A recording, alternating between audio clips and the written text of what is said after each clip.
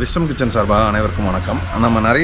நம்ம சேனலில் பார்த்தீங்கன்னா வீடியோ நிறைய போட்டிருக்கோம். Food tips, health tips, so இது அந்த மாதிரி நிறைய வீடியோ போட்டிருக்கோம். ஆன்லைன் கோர்ஸும் நம்ம எஸ்பெஷலி பண்ணிக்கிட்டு இருக்கோம். அதுக்கு நிறைய அப்டேட்ஸ் கொடுத்துட்ருக்கோம். ஆன்லைன் கோர்ஸும் ஸ்டார்ட் பண்ணிட்டோம், போய்கிட்டு இருக்குது. கிளாஸஸ் ஒரு 2-3 கிளாஸ் முடிஞ்சிருக்கு. அதே மாதிரி ப்ராக்டிக்கலும் ஒரு 2 ப்ராக்டிக்கல் போயிடுச்சு. ஸோ இந்த மாதிரி நம்ம நிறைய பண்ணிகிட்ருக்கோம். ஸோ நம்ம நிறைய பண்ணுறத விட நல்லா பெஸ்ட்டாக பண்ணுறோம். அப்படிங்கிறதுனால நம்மக்கிட்ட நிறைய ஸ்டூடெண்ட்ஸ் வர்றாங்க, ரெகுலர்லேயும் ஆன்லைன்லேயும். ஸோ நீங்கள் அந்த வாய்ப்பை பயன்படுத்திங்க.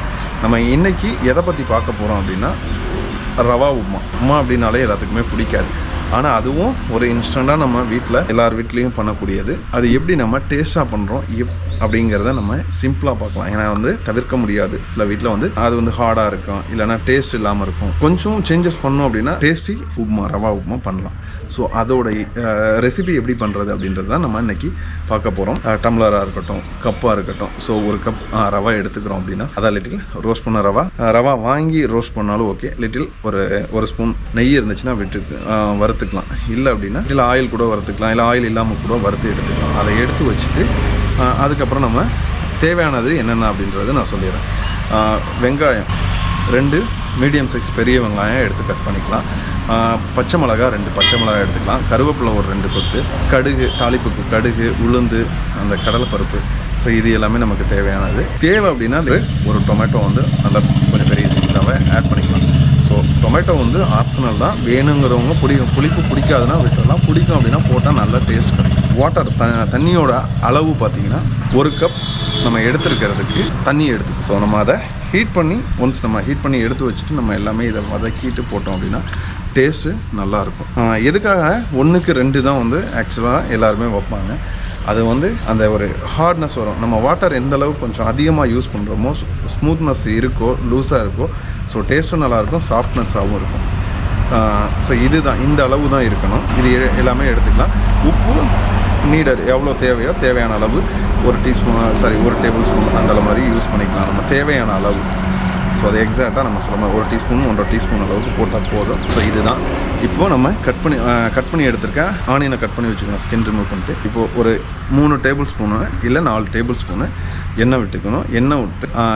எண்ணெய் காஞ்சதுக்கப்புறம் கடுகு, உளுந்தம்பருப்பு, கடலைப்பருப்பு இது எல்லாமே போட்டு பொன்னிறமாக வறுத்துக்கணும்.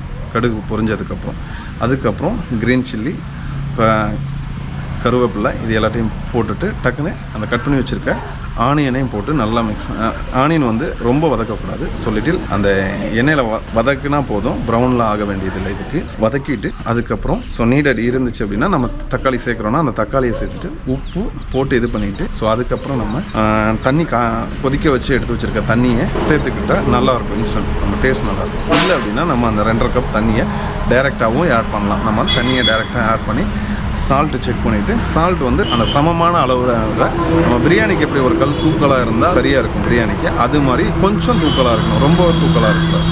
ஸோ இது எல்லாமே போட்டு நல்லா மிக்ஸ் பண்ணி அந்த கொதி வரையில் போடலாம். இதில் நம்ம ஆப்ஷனல் தேவை அப்படின்னா நம்ம லிட்டில் கேரட்டு, க்ரீன் பீன்ஸு இது எல்லாம் சேர்த்துக்கலாம். இது அமௌண்ட் அந்த அளவு பார்த்திங்கன்னா கம்மியாக சேர்த்துக்கலாம்.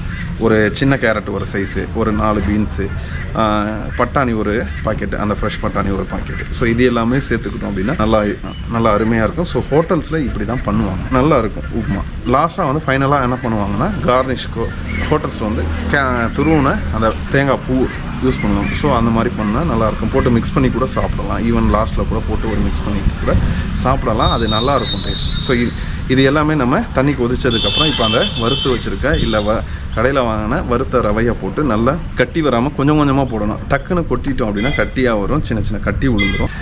கொஞ்சமாக போட்டு அப்படியே கிண்டிகிட்டே இருக்கணும். கொஞ்சமாக போட்டு கிண்டிகிட்டே இருந்தோம் அப்படின்னா ஒரு 75-80% குக் ஆனதுக்கப்புறம் நல்லா அந்த லூஸாக இருக்கும். பட் ஆனால் தண்ணி இதானதுக்கப்புறம் ஃபுல்லாக அதிலே குக் பண்ணக்கூடாது. ஒரு 80% குக் ஆனதுக்கப்புறம் கவர் பண்ணி கொத்தமல்லி தலையை மேலே போட்டுட்டு கோகோனட் தேவை அப்படின்னா நம்ம போடணும்னு விருப்பப்பட்டோன்னா திருவண்ண தேங்காயை போட்டுட்டு க்ளோஸ் பண்ணி வச்சுட்டோம் அப்படின்னா ஸோ அதுலேயே அந்த ஹீட்லேயே வெந்துடும். நம்ம ஸ்லோவில் கூட வைக்க வேண்டியதில்லை, அந்த ஹீட்லேயே ஆஃப் பண்ணி வச்சிட்டோன்னா ஸோ அந்த ஸ்மூத்தான ஒரு ரவா உப்புமா டேஸ்ட்டாக கிடைக்கும்.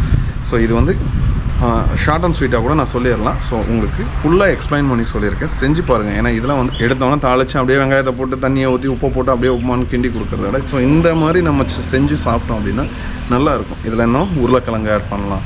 ஸோ இந்த மாதிரி நிறைய டிஃப்ரெண்ட்டாக செய்யலாம். ஸோ ரீசன் அதுதான்.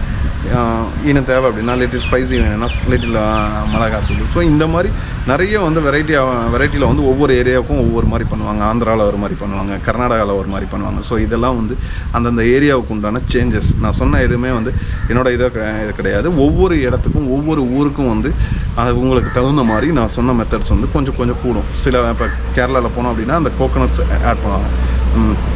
ஆந்திராவில் போனோம் அப்படின்னா ஸ்பைசி ஆட் பண்ணுவாங்க. ஸ்பைசினா ஒரு லிட்டில் மிளகாத்தூள் இல்லை மிளகா அதிகமாக போட்டு சாப்பிடுவாங்க. அதே வந்து நம்ம கர்நாடகாவுக்கு நம்ம போயிட்டோம் அப்படின்னா அவங்க என்ன பண்ணுவாங்கன்னா லிட்டில் ஸ்வீட், அவங்க ஸ்வீட் எதிர்பார்ப்பாங்க. கர்நாடகா வந்து சாம்பார் எல்லாமே வந்து ஸ்வீட்டாக தான் இருக்கும். ஸோ அவங்க வந்து லிட்டில் சுகர் ஆட் பண்ணுவாங்க. ஸோ இந்த மாதிரி ஒவ்வொரு ஏரியாவுக்கும் ஒவ்வொரு மாதிரி இருக்கும். ஸோ அதனால நான் உங்களுக்கு எல்லா இதையுமே இதில் நான் மிங்கிள் பண்ணியிருக்கேன். சுகர் மட்டும் சேர்க்கலை. சுகர் வந்து சேர்க்கறது நமக்கு அது பிடிக்காது. அதனால் ஸோ இந்த உப்புமாவை நீங்கள் ட்ரை பண்ணி பாருங்கள். ட்ரை பண்ணி பார்த்துட்டு எப்படி இருக்குது, எப்படி ரிசல்ட் எப்படி இருக்குது, எப்படி நம்ம சொன்ன மாதிரி பண்ணால் என்ன மாதிரி இருக்குது.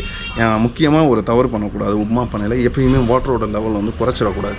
இப்போ நம்ம ஒரு கப்பு நம்ம ரவை எடுக்கிறோம் அப்படின்னா இப்போ 2 கப்பு வச்சாலே அது டைட்டாக இருக்கும். ஸோ டைட்டாக இருக்கையில் உப்புமா வந்து ரவை வந்து நல்லா குக்காக இருக்காது. ஸோ ஹார்டாக இருக்கும். அதுக்கு தான் அந்த வாட்டர் வந்து கொஞ்சம் அதிகமாக ஒரு 1/2 கப்பு வந்து அதிகமாக வச்சுருக்கோம். அப்போ வந்து நம்ம எடுக்கையில் நல்லாயிருக்கும். ஆயில் வந்து எக்ஸ்ட்ரா வேணும்னா கூட நம்ம பண்ணையில் சில வந்து சமையல் மாஸ்டர்லாம் என்ன பண்ணுவாங்க, செஞ்சு முடிச்சுட்டு கடைசியில் வந்து அந்த பாக்கெட்டை பொறுத்து அப்படியே ஊற்றுவாங்க. நீங்கள் பார்த்தா இவ்வளோ எண்ணெய் ஊற்றுறாங்களே அப்படின்னு நினைப்பாங்க. ஸோ ஒரு 2-3 ஸ்பூனு மேலே கூட நம்ம ஃபைனலாக விட்டு ஒரு கிண்டு அப்படின்னா போலன்னு அந்த ரவை வந்து சூப்பராக இருக்கும். ஸோ பண்ணி பார்த்துட்டு எப்படி இருக்குது அப்படின்றத நீங்கள் கமெண்ட்ஸில் சொல்லுங்கள். இந்த வீடியோ பிடிச்சிருக்குன்னு நினைக்கிறேன். கண்டிப்பாக மறக்காமல் லைக் பண்ணுங்கள், ஷேர் பண்ணுங்கள், கமெண்ட் பண்ணுங்கள். மறக்காமல் எங்கள் சேனலை சப்ஸ்கிரைப் பண்ணுங்கள். ஸோ உங்களுக்கு இதே மாதிரி நிறைய ஃபுட் டிப்ஸ் நாங்கள் கொடுக்குறோம். நன்றி.